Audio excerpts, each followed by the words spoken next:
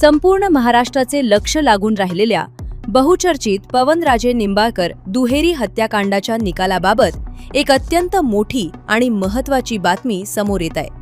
मुंबईतील विशेष सीबीआय न्यायालयानं आज लागणारा निकाल पुढे ढकललाय।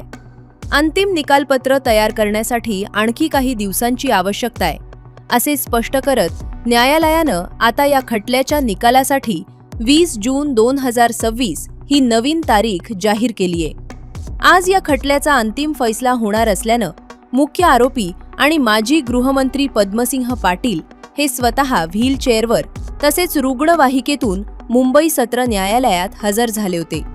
मृत पवनराजे यांचे पुत्र खासदार ओमराजे निंबाळकर यांचे कुटुंबही न्यायालयात उपस्थित होते। तब्बल 20 वर्ष 13 दिवस चाललेल्या या प्रदीर्घ न्यायालयीन लढ्यानंतर आज अंतिम निर्णय येणं अपेक्षित होते, परंतु ऐनवेळी कोर्टानं निकाल 4 दिवस पुढे ढकलल्यानं राज्याची उत्कंठा आणखी वाढली आहे। न्यायाची अपेक्षा आहे न्यायदेवतेकडनं, पण जवळपास 2 दशकांनंतर हा निकाल येतोय निश्चितपणे, कारण